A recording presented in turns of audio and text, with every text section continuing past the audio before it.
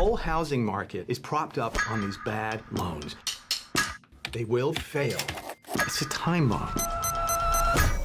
Coming up on the Nexus, the man who saw the subprime crisis coming predicts another disaster is on its way. This time, an AI bubble that could sting us all. Michael Burry, played by Christian Bale in The Big Short, was one of a tiny number of investors to see the 2008 financial crisis coming. The hedge fund manager made hundreds of millions of dollars while pretty much everyone else lost money. And now he's predicting the AI bubble is about to burst. Is he right? What I see is an awful lot of shovels being handed out in the form of semiconductors to get companies going and looking for AI gold. I think there's a big difference between this so-called bubble versus the dot-com bubble. They're making so much money. Well, more from them in a moment, but first, here's why Mr. Burry and others are so worried. Michael Burry became famous for a dire warning about the mortgage market that came true. Anyone could see that there's a real estate bubble. Actually, no one can see a bubble. That's what makes it a bubble. That's dumb, Lawrence. It's always markers. Now, the Big Short icon has closed his hedge fund, warning that an AI bubble is about to go. I've come to the sullen realization that I must close down the fund. Sincerely, Michael J. Burry, MD. He said, quote, "Sometimes we see bubbles. Sometimes there is something to do about it. Sometimes the only winning move is not to play." Fear around a bubble surrounds the so-called Magnificent Seven or Mag 7. Apple, Microsoft, Alphabet or Google, Amazon, Meta or Facebook, Nvidia and Tesla. Companies so big they make up around 35% of America's S&P 500, the world's biggest stock market.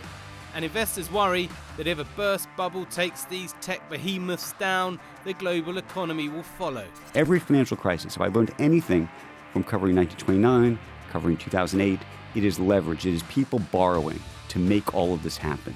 And right now, we are beginning to see a remarkable period of borrowing. As the biggest investors in artificial intelligence, the Mag 7's valuations have been pumped up by the hope that AI is going to change the world. It's still just hope. Here's why people are worried. The price to earnings ratio is used to show how expensive companies are. It measures how much investors have to pay for access to every dollar of a company's profit. The historic market average is between 15 and 20. However, Meta is around 26, Amazon and Alphabet around 30, Apple and Microsoft trade in the mid-30s, Nvidia is at about 50, and Tesla is an eye-watering 200 plus. It's true these companies are showing huge revenues, but critics say their actual growth is being driven by circular spending. That's the idea that they're boosting themselves by buying each other's chips, cloud services and AI tools, and that their profits may not reflect real-world demand. CoreWeave just signed a $6.3 billion deal with Nvidia. Microsoft and Nvidia are committing to invest up to $5 billion and $10 billion respectively into the AI startup at a revised valuation of $350 billion. GDP is being driven by all this investment. Earnings growth is being driven by all this investment. Yeah, it's pretty unbalanced right now, and that does create a vulnerability to an investment bust. The Mag 7 is pouring hundreds of billions into building AI infrastructure with no guarantee it will ever deliver the profits needed to recoup the costs. Some investors compare today to the bursting of the dot-com bubble in 2000. Back then, stocks linked to brand new websites with no history of making money soared on the hype that anything ending in .com was a license to print money. Values collapsed when reality hit. Once this body started in motion, it was very, very difficult to put the brakes on. And by 1 o'clock, everyone threw in the towel. Well, I think the reason we use the phrase wretched excess is that there are wretched consequences. Price to earnings valuations for the Mag 7 are actually below the average seen in the dot-com bubble, and they are mega companies with actual profits. But they're also a much bigger part of people's pensions and portfolios. Everywhere. If they go, it could be dire. We'll be hearing from our panel of experts shortly, but before we get to them, this is how the CEOs of Nvidia and Palantir hit back at Michael Burry. I don't believe we're in an AI bubble. And the reason for that is we're going through a natural transition from an old computing model based on general purpose computing to accelerated computing. We also know that AI has now become good enough because of reasoning capability, research capabilities, its ability to think. It's now generating tokens and now generating intelligence. As far as I can tell, the two companies he's shorting are the ones making all the money, which is super weird. Like, the idea that chips and ontology is what you want to short is bat crazy. Okay, let's bring in our guests, and we have the tech journalist Alex Dryden, who thinks this is a bubble that will burst, and we have the investment banker Greg Swenson. Welcome, gentlemen. Let me start with you, Alex. What are you so worried about?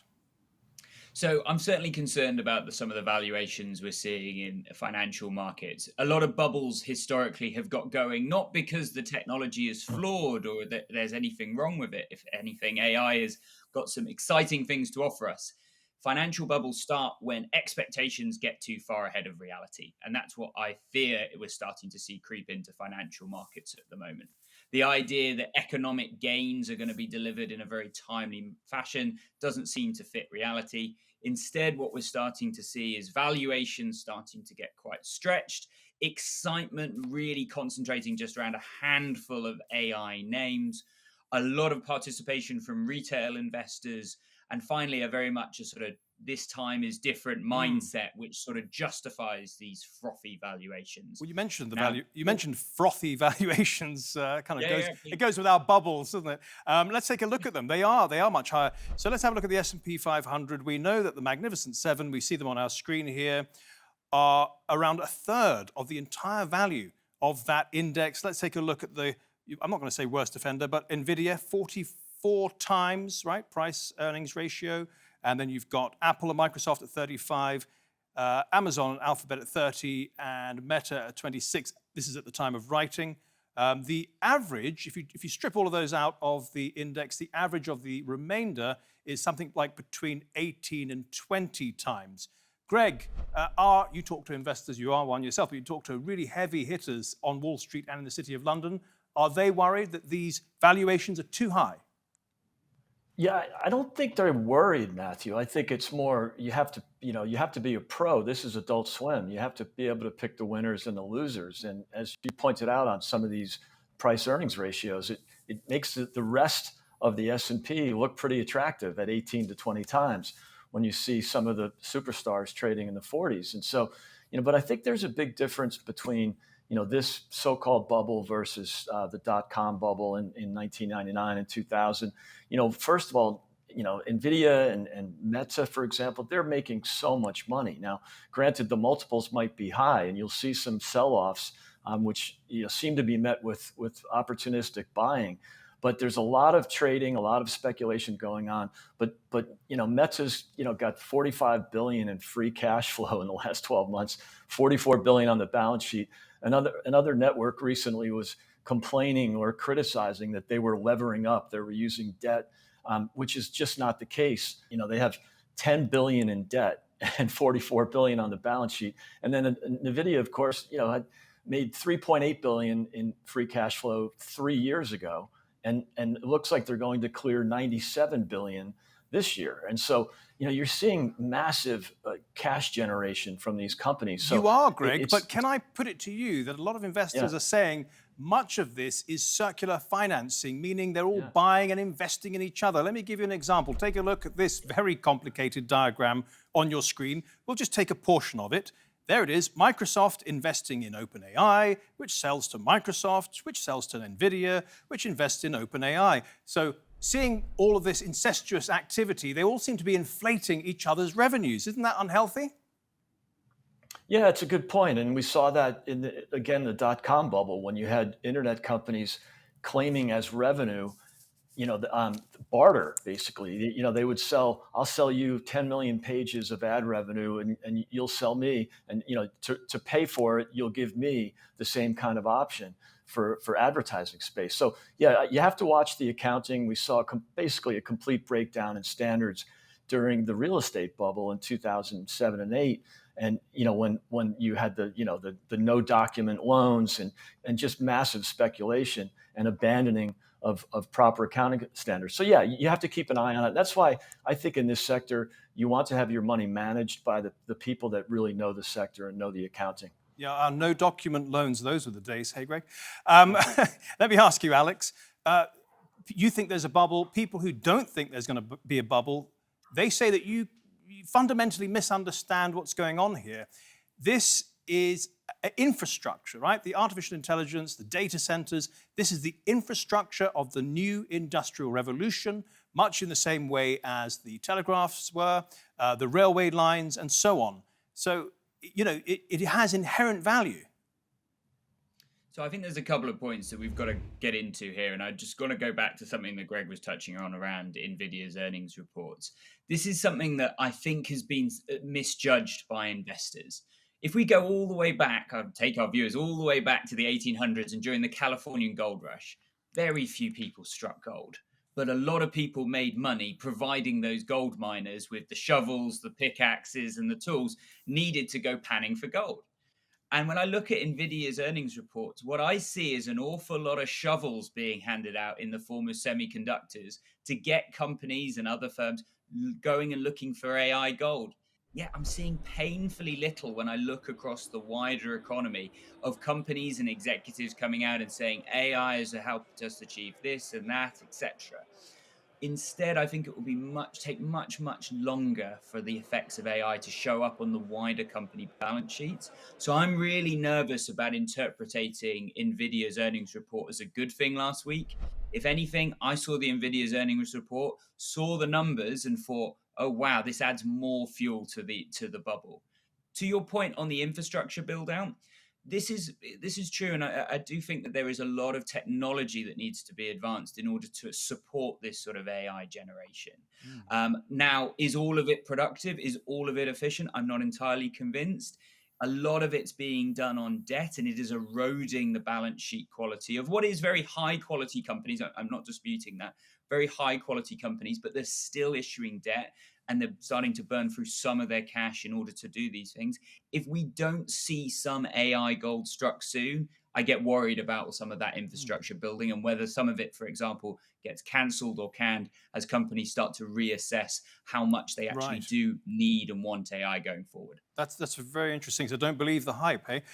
Greg, staying in the olden days, right, the mid-19th century, the railways and the telegraphs and so on and the utilities, those were actually made of steel or fiber optics. Those assets, if you like, would last a great deal of time. Now, in terms of the data centers, you have these GPUs, the graphics processing units.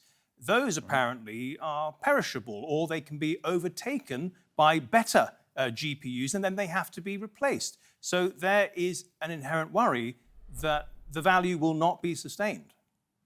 Yeah. I think there is some criticism or speculation that one of the problems is in accounting again, where the companies are extending the depreciation schedule. So instead of depreciating something, for 2 or 3 years for its useful life, they've extended the useful life to 6 or 7 years. Now that might be a real problem if it was pure accounting trickery, but actually these chips and GPUs are actually achieving longer useful lives. There are many that are out, 6 or 7 years old that are still being used. And so I'm not sure that that's going to be a huge problem, but I do think you have to be diversified. First of all, I mean, everybody says that, but it's going to be difficult to be, long the Magnificent Seven at these valuations and ignore the rest of the market. And I'll use a story, you mentioned the railroads, and it's a really good point, Matthew. And remember, investors in the railroads got crushed. It ended up being a complete bloodbath for railroad investors, but the benefit of the railroads trickled down to the rest of the economy. And in many ways, it launched, the second phase of the Industrial Revolution and made so many profits for other companies downstream. So I think, I would be lowering exposure to these massively valued companies that have a bit of FOMO, a bit of fear of missing out, that, oh, look at Nvidia's returns. It's been so great. I don't want to miss the great wave. I'd be thinking the rest of the economy, the downstream. And Alex made a good point. We haven't necessarily seen the economic benefits of AI like we saw from the railroads. No, that's a great point. I think ultimately, if it comes, and if you believe in the rest of the economy, And I think there's good reasons to believe in the rest of the economy. So I think, whether or not you hit a home run with the next Nvidia or not, it's own some downstream equities, but also own the power. Whether this data center boom is overdone or not, you're still going to need massive power needs, even if data centers start to level off. The grid, the power grid in the U.S. is completely inadequate for even today's needs. You'll start to see brownouts in California, for example. So I think there's some upside in the plumbing, not necessarily the high flyers in the Mag 7.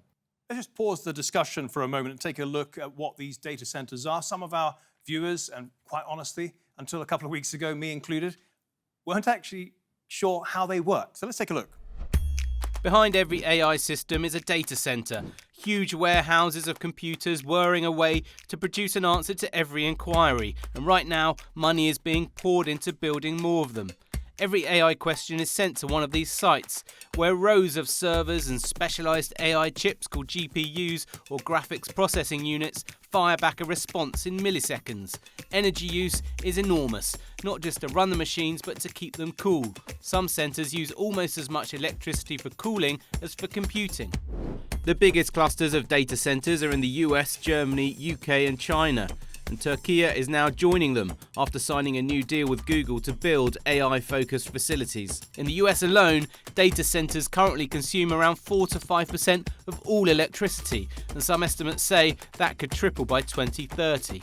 But all the talk of the cloud, the real work happens in giant grey buildings packed with thousands of servers, the physical backbone powering the AI boom. That's quite interesting, Greg, how the data centers work, but they take up an awful lot of electricity. What is that doing to prices? What is that doing to consumers, ordinary consumers? Yeah, you could ultimately see some higher power costs to consumers if these things aren't managed efficiently. And I mentioned the grid in the U.S. is completely inadequate, but the U.S. is a massive power producer. So right now, in the United Kingdom, for example, the businesses are paying 4 to 5 times as much for energy as the same business would in the United States. And the UK is even paying 40% more than the German businesses are paying. So this is something that has to be addressed almost irrelevant or without even considering AI and data center construction. Just in general, the costs for businesses in Europe are just significantly higher than the US. And in the US, you're going to see more energy, drill baby drill is going on right now. So I think you'll see energy prices come down in spite of the potential demand from data centers. Yeah, and Alex, I know you're particularly concerned about the environmental impact of the data centers. Yeah, this is something that I think hasn't been tackled properly. The idea that data centers, we're seeing them springing up all over the United States. And initially in the sort of AI excitement, people have sort of welcomed this development as a sort of necessary aspect and as part of an infrastructure build out to support AI. But as Greg mentioned, the electrical production on these things the electrical demand on these things is huge. The amount of water required to keep the data centers cool is also really significant. And the damage and pollution to the broader region just may not really be worth it. The other aspect that we need to think about is the impact it has on communities. Often we want to see and imagine that when factories appear in, say, towns and cities, that they create a load of new jobs that justifies maybe some of the negative externalities they have on the sort of local area and environment. But the challenge with these data centers is that once they're built and once they're up and running, the number of jobs that they're actually generating, given how much damage that they're doing to the region, is somewhat questionable. And again, a lot of this has gone unchecked by governments, as we've just seen a very large AI build out without any real sort of check and balance and assessment by governments, either in the US or in Europe as well. Well, Alex Dryden and Greg Swenson, thank you for your analysis today. We really appreciate that. Thank you. Well, we heard Alex there suggesting small companies aren't really adopting AI in a meaningful way, but there are other people who take the complete opposite view. They say it's great. I've been a tech entrepreneur for 40 years, and I've lived through many tech revolutions. There's nothing like the AI revolution that I've encountered in my career, and nothing that yields the potential growth, momentum, and opportunity that the AI revolution offers for entrepreneurs and companies. I personally believe that we are undervaluing the potential of AI. The reason the AI revolution is different to what I've experienced in my career is that we don't even fully understand the potential of the AI revolution because it's evolving so fast. What I mean by that is that AI itself is starting to enable the development of itself, meaning that we can now deploy AI to develop things for us. We can create AI-generated programs, and those programmers, being infinitely more intelligent than human beings, are able to develop things that we never considered. So it's kind of on steroids, the whole thing. Okay, let's bring in Rohit Telwar now from Fast Future Publishing. He helps companies take advantage of artificial intelligence. Well, Rohit, we had a guest on earlier in the program who said he didn't really think the demand was there to support these valuations. He didn't think that he saw companies, big or small, really needing and using these services. He didn't think it was revolutionizing the world of work in the way that some do. What do you make of that? Well, in the short term, absolutely. As with any new technology, the hype and the excitement precedes the actual take-up and application. And right now we're seeing a lot of volatility. The valuations of the big 7 tech companies that are involved in AI or reliant on it are into the stratosphere. We don't have any previous economic models or financial models that would justify those valuations. It's totally reliant on the move forward. And what we are seeing is more and more corporates starting to experiment, starting to realize that they've got to train their people first before they can get value from AI. But over the next year or so, I think we're going to see a real takeoff in corporate adoption. And what we've already seen is small businesses and individuals making great use of the technology. The kind of things that people can now do with ChatGPT 5.1, with Perplexity, and the recently released Gemini 3.0 from Google are amazing. They are truly incredible compared to what we even saw 3 years ago when ChatGPT was launched. And people are running entire businesses on this. So I think we've got to understand that corporates are going to be slower to adopt. Governments are moving fast to try and adopt it across every aspect of what government does because they need to be more efficient, cut costs, and respond faster to the needs of citizens. So yes, there's a short-term perturbation, there's market volatility, and there is something of a perception of a bubble now. It could well be that that bubble will just keep being pushed down the road. But I think in a year's time, we probably won't be talking about the bubble so much as about the upside potential, particularly of things like artificial general intelligence, which is what we're working towards, which is AI that's as smart or smarter than humans. Yeah. And a lot of people will argue that Gemini 3.0 already displays some of those capabilities. Rohit, in your experience, which businesses in particular are going to be early adopters of AI? Where is it going to really make a difference? Which types of professions? The best way of looking at that is which businesses are you really working with huge volumes of data that they need to generate insights from. So right now, across the pharma sector, genetic medicine, healthcare, there's a massive uptake in adoption and use of AI. And we're seeing it more and more with new drug development, cutting the speed of it takes, or the time it takes to get to a new drug, but also the cost of doing that. In healthcare, better diagnosis across the board. In financial services, better understanding of data, whether it's credit scoring or analyzing markets and predicting stock movements. So it's those kind of sectors that are going to use it. And also areas where there's a human overload. Air traffic control is a good example. We need better support for air traffic controllers to enable us to land more flights, but simple things like that. And then I think we'll see it just penetrate across society as people begin to see the benefits personally with all the things they can do on their phone using apps that are powered by AI, and then gradually seeping into the workplace. And the key thing is this is a technology that can teach us how to use it. So you can ask Gemini 3 or ChatGPT to teach you how to use them and how to get good at them.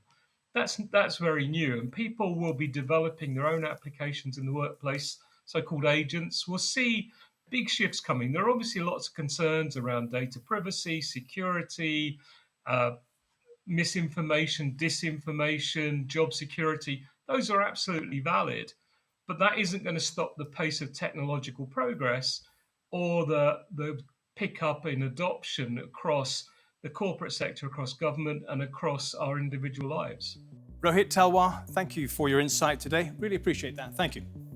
And thank you at home and on your phones for watching. If you want to see this episode or any of our previous episodes again, do go to our channel on YouTube. Just type in Nexus TRT World. Until next week then, goodbye.